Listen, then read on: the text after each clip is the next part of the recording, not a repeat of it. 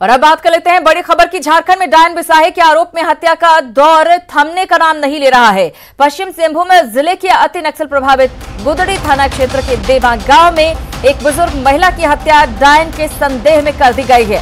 गांव के ही 3 लोगों पर हत्या का आरोप लगा है। बुजुर्ग महिला की लाठी डंडे से पीट कर हत्या कर दी गई है। वारदात की जानकारी मिलने के बाद पुलिस गांव में पहुंची और शव कब्जे में लेकर आरोपियों की गिरफ्तारी में जुट गई है। उपेंद्र गुप्ता हमारे संवाददाता जुड़े हुए हमारे साथ, उन्हीं से लेंगे ज्यादा जानकारी। उपेंद्र, डायन बिसाही को लेकर हत्या के मामले थमने का नाम नहीं ले रहे हैं। इस घटना के बारे में पूरी जानकारी चाहेंगे कि आखिर कैसे इसको अंजाम दिया गया और पुलिस क्या कुछ जांच कर रही है। देखिए, एक घटना जो है कल शाम की है, जब गांव के ही 3 लोगों ने एक वृद्ध महिला के पर डायन होने का आरोप लगा करके उसे लाठी और डंडे से बुरी तरह से पहले पीटा, जिसके कारण से उसकी मौत हो गई। लेकिन चूंकि यह काफी सुदूरवर्ती और नक्सल प्रभावित एरिया है, इसलिए पुलिस आज सुबह उस गांव में गई और पहले उसको डेड बॉडी को बरामद किया और गांव के लोगों से पूछताछ किया। हालांकि अभी तीनों आरोपी को गिरफ्तारी नहीं की गई है, लेकिन पुलिस इस मामले में पूछताछ कर करके गिरफ्तारी को लगे। आपको बता दें कि इस जो पश्चिम सिंहभूम में है, यहाँ पर डायन के प्रथा को लेकर बिसाही के जो आरोप लगा करके वृद्धों की हत्या की जाती है, वो थमने का नाम नहीं ले रहा है। अभी जो नए एसपी यहाँ अजय लिंडा आए हैं, वो खुद ही इस डायन की हत्या को लेकर करके पूरे गांव के जो ग्राम प्रधान होते हैं, जिन्हें मानके और मुंडा कहा जाता है, और स्थानीय पंचायत समितियों को सख्त हिदायत भी दी कि अगर इस तरह की घटना आपके इलाके में होगी तो इसके लिए निश्चित रूप से इस हिदायत की जरूरत है, सख्ती की जरूरत है, ताकि इन लोगों के मन में डर बैठ सके जो इस तरह की घटना को अंजाम देते हैं और अंधविश्वास को बढ़ावा देते हैं। बहुत धन्यवाद आपका इस जानकारी के लिए। इधर कोरोना संक्रमित शिक्षा मंत्री जगन्नाथ महतो के स्वास्थ्य में कोई सुधार नहीं दिख रहा है और उनकी हालत अभी भी गंभीर बनी हुई है। शिक्षा मंत्री के स्वास्थ्य की निगरानी के लिए रिम्स के विशेषज्ञ डॉक्टर्स के साथ मेडिका अस्पताल के डॉक्टर की टीम भी जुटी हुई है। शिक्षा मंत्री की स्थिति अभी गंभीर बनी हुई है। शिक्षा मंत्री का इलाज कर रहे डॉक्टरों के मुताबिक उनका फेफड़ा कोरोना इन्फेक्शन की वजह से पूरी तरह डैमेज हो चुका है और केवल 10% ही काम कर रहा है। ऐसे में ऑक्सीजन शरीर के दूसरे अंगों तक पहुंचाने के लिए उन्हें लगातार नॉन इनवेसिव वेंटिलेटर पर रखा गया है। मेडिका के medical director doctor Vijay Mishra के अनुसार शिक्षा मंत्री की स्थिति अभी राज्य से बाहर किसी बड़े संस्थान में ले जाने के लायक नहीं है। ऐसे में चेन्नई से विशेषज्ञ डॉक्टरों की टीम 1-2 दिनों में रांची आकर शिक्षा मंत्री के स्वास्थ्य की जांच करेगी।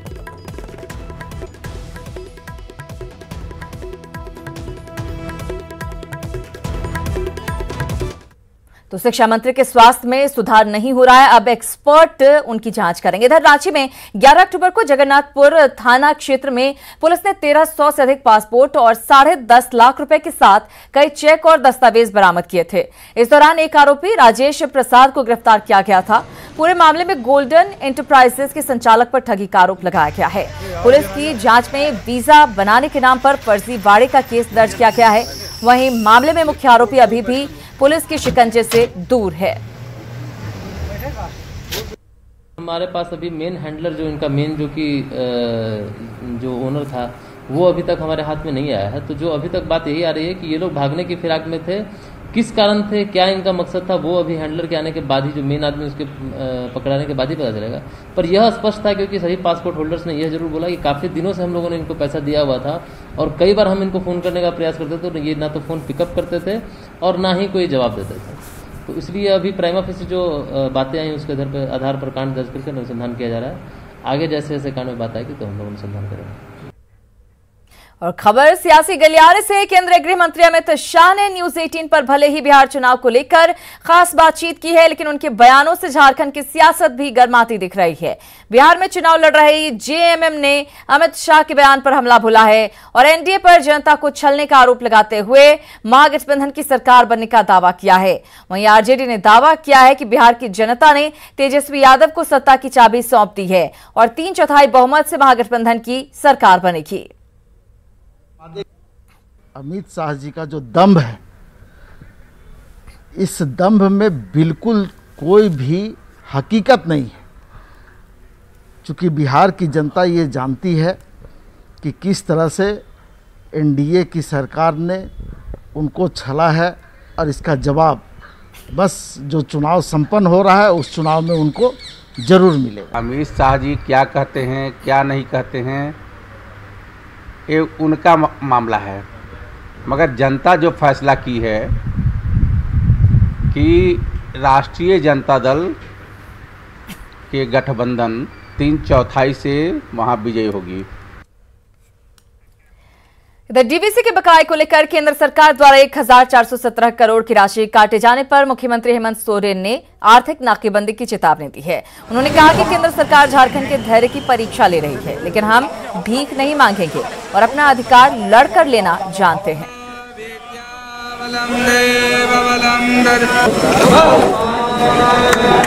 औकात नहीं रखता है, लेकिन हमारे खजाने का पैसा ये पीछे से काट करके खत्म कर रहा है। तो हमने ये भी कहा है, इस राज को पाने के लिए हम लोगों ने इस राज में आर्थिक नाकेबंदी भी की है। पूरा देश रोया था। ऐसा ना हो जिसके खनिज संपदा से पूरा देश जगमगाता है कि अगर यहाँ के लोगों ने इस विषय को अपने हाथ में लिया तो शायद हो सकता है पूरा देश भी अंधकार में चला जाए। हमारी सहनशीलता और हमारे सीधेपन का नाजायज फायदा केंद्र सरकार ना ले। यहाँ के लोग अपना अधिकार लेने जानते हैं। हम भीख नहीं मांगेंगे बल्कि छीन के अधिकार ले सकते हैं। इधर 3 नवंबर को दुमका विधानसभा उपचुनाव के मतदान को लेकर सभी प्रत्याशी चुनाव प्रचार में जुट गए हैं। पहले तक जहां हाईटेक चुनाव प्रचार किया जाता था, वहीं कोरोना काल में प्रत्याशी परंपरागत तरीके से चुनाव प्रचार कर रहे हैं, जिसमें डोर टू डोर कैंपेन भी शामिल है। जेएमएम प्रत्याशी बसंत सोरेन ने कोरोना की वजह से विशेष सतर्कता बरतने पर जोर दिया। वहीं बीजेपी प्रत्याशी लुइस मरांडी ने परंपरागत प्रचार के जरिए लोगों से संपर्क बेहतर होने का दावा किया। अच्छी रहे इसके लिए हम लोग निरंतर उनके बीच है, जनता के बीच है, लोगों से मिल रहे हैं, चीज़ों को जान रहे हैं और प्रचार प्रसार हमसे चल रहा है। भारतीय जनता पार्टी के कार्यकर्ता जनता के बीच में या जनसंपर्क में लगे हुए हैं और जो परिस्थिति सामने दिखाई दे रहा है उसमें भारतीय जनता पार्टी को अच्छा रिस्पांस मिल रहा है। अभी हम लोग डोर टू डोर का ही कैंपेनिंग कर रहे हैं, तो इससे लोगों से संबंध भी बन रहा है और उनको भी लग रहा है कि हाँ हमारा सम्मान हो रहा है। और एक और सरकार जहां कृषि और किसानों को लेकर गंभीर है, तो वहीं दूसरी ओर प्रदेश के बिरसा कृषि विश्वविद्यालय भगवान भरोसे चल रहा है और टीचिंग स्टाफ की कमी का दंश झेल रहा है। टीचिंग और नॉन टीचिंग स्टाफ के 70% से अधिक पद खाली हैं। विश्वविद्यालय में 2006 के बाद से एक भी स्थायी नियुक्ति नहीं हुई है। हालांकि कृषि मंत्री बादल पत्रलेख ने भरोसा दिलाया है कि जल्द खाली पड़े पदों को भरा जाएगा, जिसे लेकर आगे की कार्रवाई चल रही है। संख्या लोगों की कम होने लगी। विश्वविद्यालय में टीचिंग नॉन टीचिंग दोनों हर तरह के कर्मचारियों की कमी होना शुरू हो गई। आज स्थिति ये है कि निहायत कमी हो गई है, टीचिंग की भी और नॉन टीचिंग की भी। और जब दोनों तरह के लोगों की कमी है तो विश्वविद्यालय चलाने के लिए काफ़ी हम लोगों को प्रॉब्लम हो रही है। नए वीसी आ गए हैं तो प्रबंधन और विभाग की हमारी देखरेख में बैठक होगी और जो रिक्तियां हैं उसको भरने पर अमली जामा पहनाया जा सकेगा। क्या कॉन्ट्रैक्चुअल से हटा करके नियमित रिक्तियों को भरा जाएगा, पोस्टिंग होगी? मैं देखता हूं कि जो फाइनेंस है कहां तक हमें अलाउ करता है और वर्क कल्चर इफेक्टेड ना हो, इसके लिए किसी भी हद तक हम निर्णय ले सकते हैं। खबर पलामू से है, जहां पुलिस ने भारी मात्रा में विस्फोटक के साथ कमलेश यादव नामक युवक को गिरफ्तार किया है और उसके पास 199 पीस जिलेटिन और भी कई सामान बरामद किए हैं। गिरफ्तार युवक बिहार के औरंगाबाद से छतरपुर की ओर आ रहा था। एसपी संजीव कुमार ने बताया कि गिरफ्तार युवक के खिलाफ एफआईआर दर्ज कर पुलिस ने जांच शुरू कर दी है। आज छतरपुर थाना में चेकिंग के दौरान एक व्यक्ति के पास कुछ एक्सप्लोसिव और डिटोनेटर पाए गए हैं। इस संबंध में उसकी गिरफ्तारी हो चुकी है और एफआईआर दर्ज किया जा रहा है। उसका फिर अगला कानूनी अनुसंधान किया जाएगा। जोहार झारखंड में एक बार फिर से आप सभी का स्वागत है। राजधानी रांची में हाल के दिनों में अपराध और नक्सलियों की बढ़ती पैठ पर अंकुश लगाने को लेकर रांची पुलिस ने कमर कस ली है। ग्रामीण और शहरी इलाकों के लिए विशेष पुलिस योजना तैयार करने में जुटी है। बढ़ते अपराध और नवरात्रि पर शांतिपूर्ण माहौल कायम करने को लेकर सभी डीएसपी और थानेदारों के साथ क्राइम मीटिंग हुई, जहां बेहतर कार्य करने वाले डीएसपी को सम्मानित भी किया गया। साथ ही ग्रामीण एसपी नौशाद आलम को त्योहार को लेकर पुलिस वालों को अलर्ट रहने के निर्देश देते नजर आए। पे कई कार्रवाई तो जमीन के खेल में तो जुड़े हुए हैं, कई लोग पकड़े भी गए हैं और आगे कुछ लिस्ट हुआ है, बना है कि जो लोग एक्टिव है उनको हम लोगों ने चिन्हित किया है। उसी संदर्भ की ये हम लोगों ने मीटिंग ये आयोजित की है और उसमें ये दिशा निर्देश हर बार हर महीने जाता ही रहता है और जो भी फीडबैक आता है उसके विरुद्ध हम लोग कार्रवाई करते हैं ताकि आम लोग शांतिपूर्वक यहाँ रह